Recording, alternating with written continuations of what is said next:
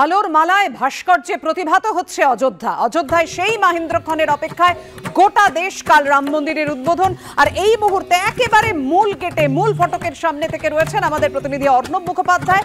এবং অযোধ্যায় কালকে যেভাবে প্রাণ প্রতিষ্ঠা হবে সেই কথাও আমাদের জানাবেন আমাদের প্রতিনিধি বিজেন্দ্র সিংহ। আমাদের 4 প্রতিনিধি অযোধ্যা থেকে রয়েছেন, কিন্তু এই মুহূর্তে অর্ণবের সঙ্গে কথা বলবো আর বিজেন্দ্র সঙ্গে কথা বলবো। প্রথমেই চলে যাব অর্ণবের কাছে। অর্ণব, যেভাবে আমরা দেখতে পাচ্ছি একেবারে সেজে উঠছে অযোধ্যা, দেখো।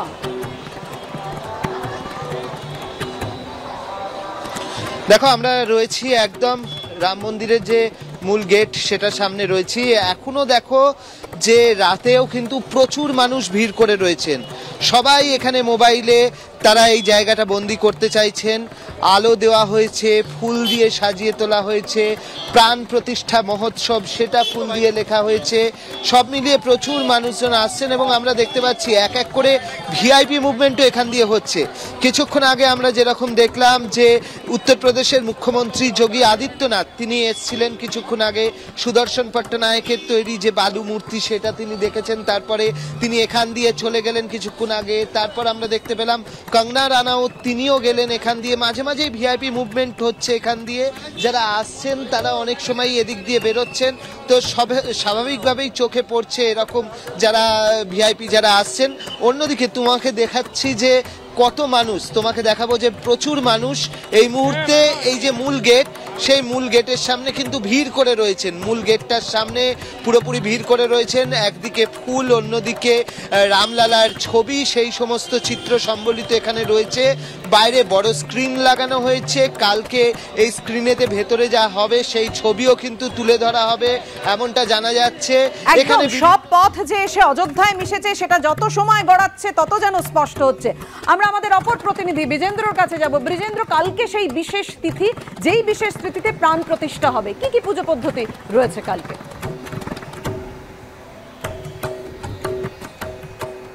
দেখো, কালকে যখন পুজো স্টার্ট হবে তার আগে থেকেই 10টা থেকে যে কিছু ইনস্ট্রুমেন্টসগুলো প্লে করা হবে সেটার জন্য আজকে ট্রাস্টের তরফ থেকে জানানো হয়েছে কি ভিন্ন ভিন্ন রাজ্য থেকে যে যন্ত্রগুলো আছে সেসব বাজানো হবে। এবং তারপরে যে মূল যে কাজগুলো রয়েছে, প্রধানমন্ত্রী 10টা 25-এ ল্যান্ড করবেন, তারপরে তিনি সোজা তীর্থক্ষেত্রে পৌঁছে যাবেন যেখানে রাম মন্দির রয়েছে, এবং তারপর সেখানে কিছু তার কর্মসূচিগুলো রয়েছে।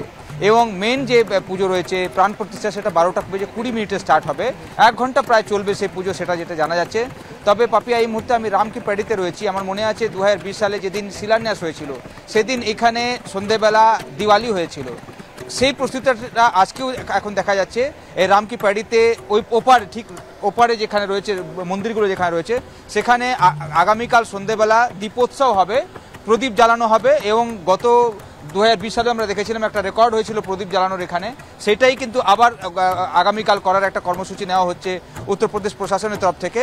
এবং রাম কি প্যাডিকে সাজানো হয়েছে, এই মন্দিরগুলোকে আগামীকাল আলোতে পুরো ভরে দেওয়া হবে সন্ধ্যাবেলা বিশেষ করে। এবং এই কর্মসূচিগুলো তারা এই জন্য নিচ্ছেন কি তারা মনে করছেন কি এটা আরও একটা দীপাবলি, যেদিন রামলালার মন্দির যেটা দাবি ছিল সেটা তৈরি হচ্ছে এবং কালকে প্রাণ প্রতিষ্ঠা হবে। তার আগে এখানে কিন্তু প্রস্তুতি রয়েছে। আমি আধিকারিকদের সঙ্গে কথা বললাম, তারা জানিয়েছেন যে এখানে আগামীকাল যেভাবে দীপোৎসব হয় তারই প্রস্তুতি রয়েছে। আগামীকাল সন্ধ্যেবেলা এখানে অনেক প্রদীপ জ্বালানো হবে। এবং যেভাবে রাম যখন বনবাস থেকে এসেছিলেন অযোধ্যা, তাকে স্বাগত জানিয়েছিল অযোধ্যা এবং অবধ, সেভাবে প্রস্তুতিগুলো আগামীকালের জন্য অযোধ্যাতে বিশেষ করে রাম কি প্যাডিতেও রয়েছে। একদম বিজেন্দ্র, কিন্তু তোমাদের পোশাক দেখে মনে হচ্ছে যথেষ্ট ঠান্ডা রয়েছে, কিন্তু সেই ঠান্ডার কামড়কে হাড় মানিয়েছে ভক্তি আর আবেগের উষ্ণতা। কিন্তু অযোধ্যায় যখন ভক্তি আর আবেগের এই ছবি ধরা পড়েছে এবং সোমবার অর্থাৎ আগামীকাল যখন রাম মন্দিরের উদ্বোধনী অনুষ্ঠান, তখন কলকাতায় সংহতি মিছিলে নামছে তৃণমূল। নেতৃত্ব দেবেন খোদ মমতা বন্দ্যোপাধ্যায়। এদিকে সোমবার অসমের বরদোয়ায় শ্রীমন্ত শঙ্করদেবের জন্মস্থানে যাচ্ছেন রাহুল গান্ধী। দেখুন,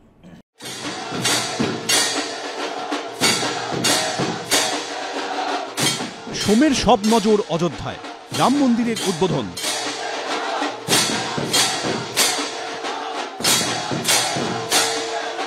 রামলালার প্রাণ প্রতিষ্ঠা করবেন প্রধানমন্ত্রী নরেন্দ্র মোদী।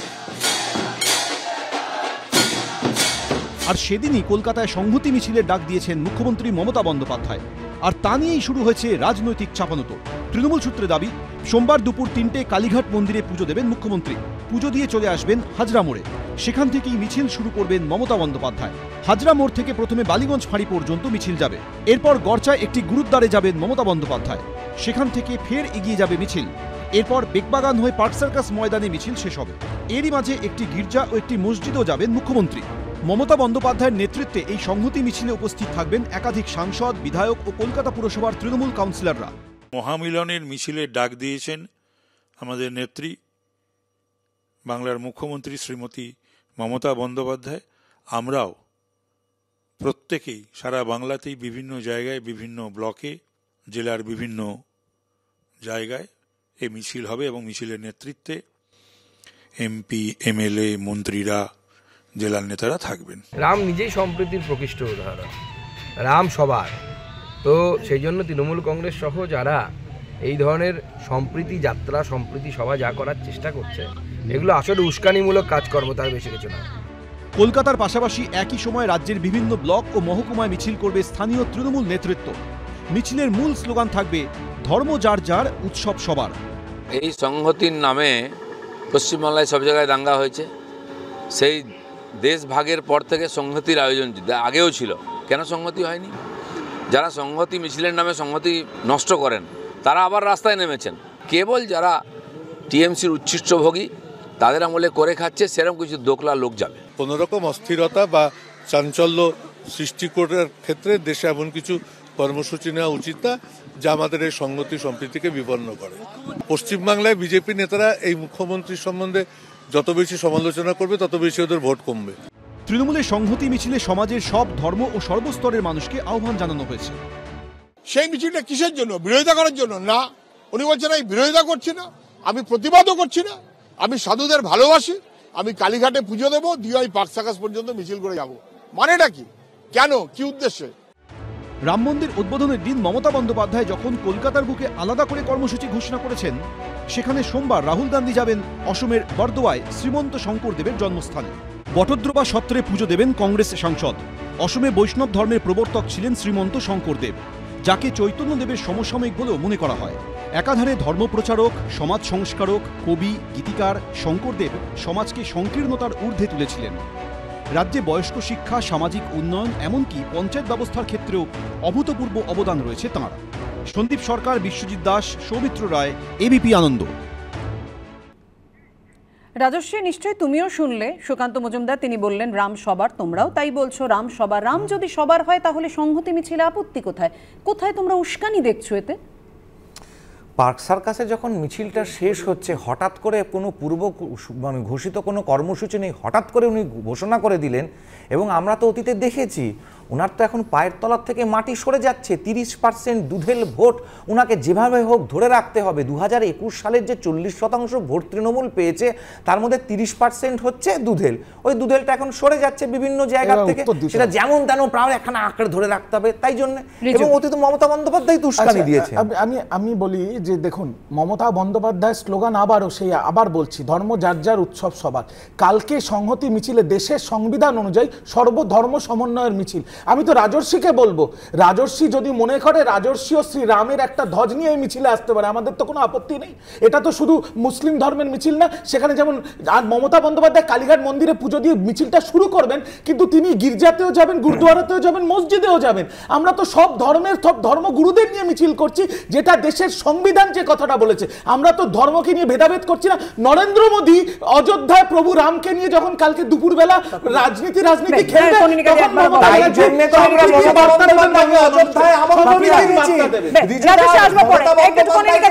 সমস্ত ধর্মের মানুষকে নিয়ে অযোধ্যায় আসুন।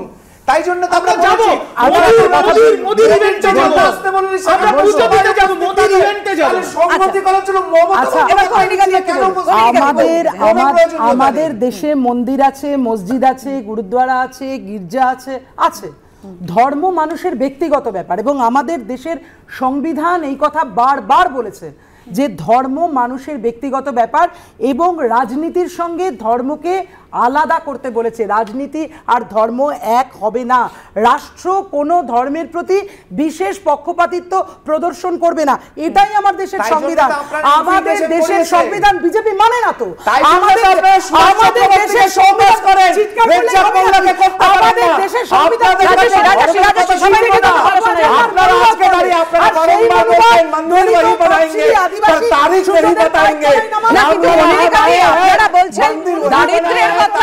আপনারা বলছেন কর্মসংস্থানের কথা, সেগুলো সব পেছনে চলে যাচ্ছে। 1 সেকেন্ড প্লিজ, 1 সেকেন্ড। এরকম ভাবে কথা বললে আপনারা যে বার্তা দিতে চাইছেন মানুষের কাছে পৌঁছবে না। আমি এবার ফেরার ডাউন করবো, রাজস্বী প্লিজ, রাজস্বী প্লিজ, কনিনিকাদি প্লিজ। স্বাধীনতাকে মানে না তো, একসঙ্গে না, একসঙ্গে না, রিজু একসঙ্গে না। আর রাজস্বী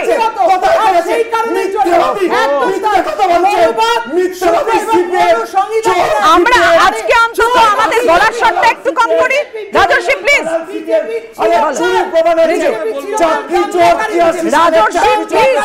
রাজস্বী প্লিজ,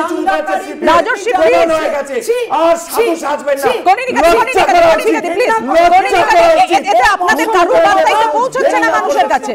হ্যাঁ রিজু, রিজু একটা জায়গা যখন তোমরা বলছো শোনা যাচ্ছে না কিছু, প্লিজ কনিনিকাদি প্লিজ, রাজস্বী এভাবে কথা বলা যাচ্ছে না। যখন সিপিএম, যখন কংগ্রেস বিরোধীরা যখন বলছে যে মূল্যবৃদ্ধি বেকারত্ব পেছনে ফেলে দিচ্ছে বিজেপি, তখন প্রধানমন্ত্রীর আর্থিক উপদেষ্টা পরিষদের সদস্য সঞ্জীব সান্যাল বলছেন যে অযোধ্যার রাম মন্দিরকে কেন্দ্র করে কিভাবে বিপুল বিনিয়োগ এবং পরিকাঠামো তৈরি হচ্ছে যা দেশকে অর্থনৈতিকভাবে চাঙ্গা করছে। রিজু দেখুন, একটা কথা বলি, দেশকে চাঙ্গা করছে আমি জানি না কি করে। অযোধ্যার কিছুটা অংশ চাঙ্গা হতে পারে, দেশ চাঙ্গা হয়ে যাচ্ছে অযোধ্যার রাম মন্দিরকে কেন্দ্র করে। এইগুলো কিরকম কথাবার্তা আমি তো বুঝি না। আমার কথা হচ্ছে একটা পরিষ্কার, যেটা অভিষেক বন্দ্যোপাধ্যায় আমার নেতা বলেছেন পরিষ্কারভাবে, সেটা হচ্ছে আমরা হিন্দু ধর্মে জন্মগ্রহণ করেছি, আমরা হিন্দু ধর্মে বিশ্বাসী, কিন্তু আমাদের হিন্দু ধর্ম আমাদের কখনো শেখায় না এমন কোন ধর্মস্থানকে আলিঙ্গন করতে, সেটা মন্দির, মসজিদ, গির্জা বা গুরুদ্বারা হতে পারে, যেটা ঘৃণা নিরীহ মানুষের মৃতদেহের উপরে তৈরি। তো অযোধ্যার অনেক জায়গায় অনেকের বাড়ি বুলডোজ করে দেওয়া হয়েছে, অনেকের বাড়িতে অনেক কিছু এঁকে দেওয়া হয়েছে। অযোধ্যায় হয়তো কিছুদিনের জন্য হবে না।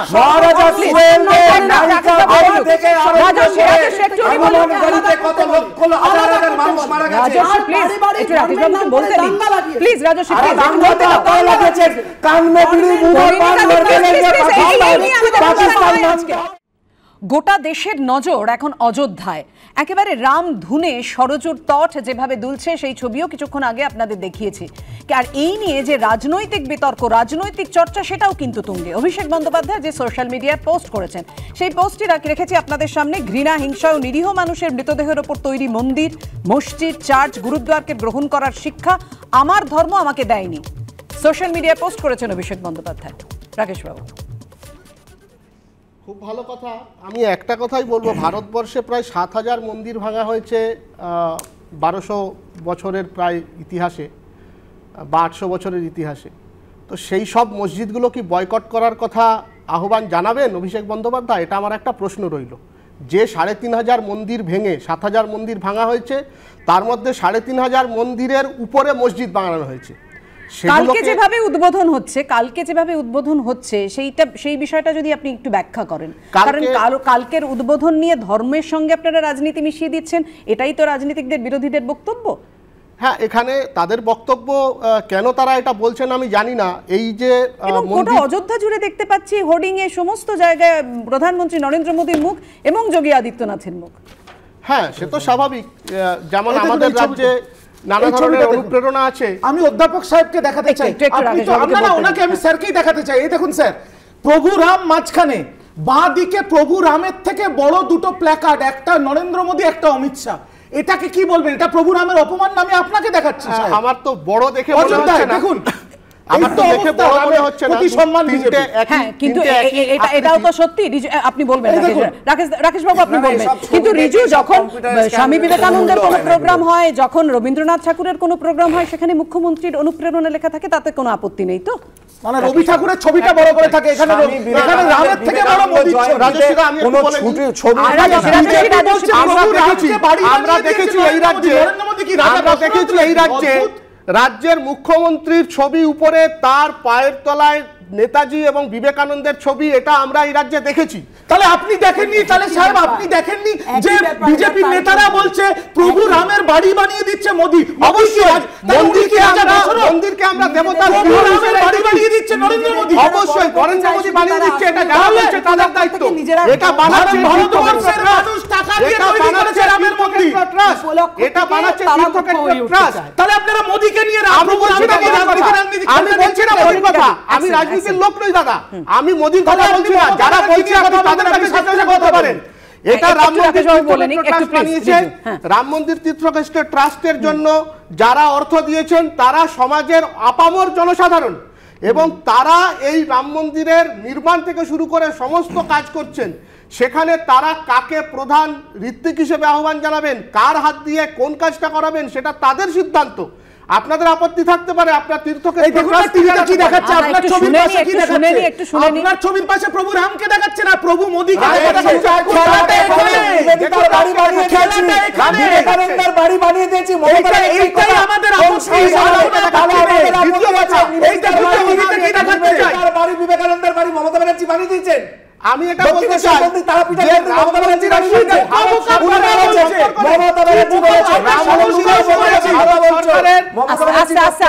রাম মন্দিরের সঙ্গে ভারত সরকারের কোনো সম্পর্ক নেই।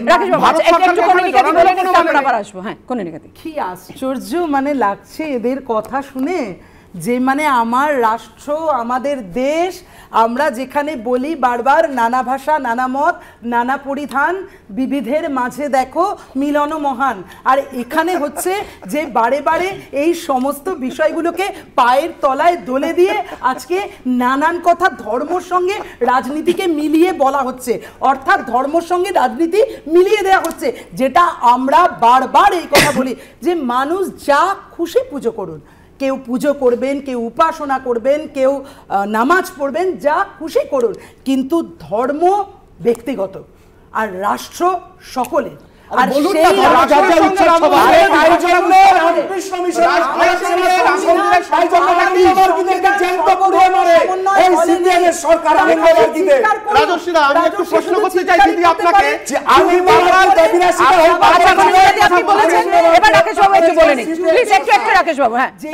যুক্তির শেষ, সেখানে কুৎসার শুরু। আচ্ছা রাজশ্রী সেটাই করছে। দিদি আমি কোনো সময় যাচ্ছি না। আচ্ছা রাকেশ বাবু কি বলছেন একটু শুনে নিন। রাজশ্রী সেটাই করছে। এখানে বারবার আপনি যে রাষ্ট্রকে টানছেন, রাষ্ট্রের সঙ্গে রাম মন্দিরের সম্পর্কটা কোথায় আমি একটু বুঝতে চাইছি। কনিনিকাদি একটু প্লিজ, আমাদের সময় খুব অল্প। দিদি রাষ্ট্রের সঙ্গে রাম মন্দিরের সম্পর্কটা আমি জানতে চাইছি। আপনি সমাজকে করার চেষ্টা করছেন। আর রাজশ্রী প্লিজ, শোনা যাচ্ছে না কিছু, রাকেশ বাবুকে বলতে দাও। সঙ্গে রাম মন্দিরের কোনো সম্পর্ক নেই, এটা তীর্থক্ষেত্র ট্রাস্টের অনুষ্ঠান। আপনি কেন বারবার রাষ্ট্রকে টানছেন? রাকেশ বাবু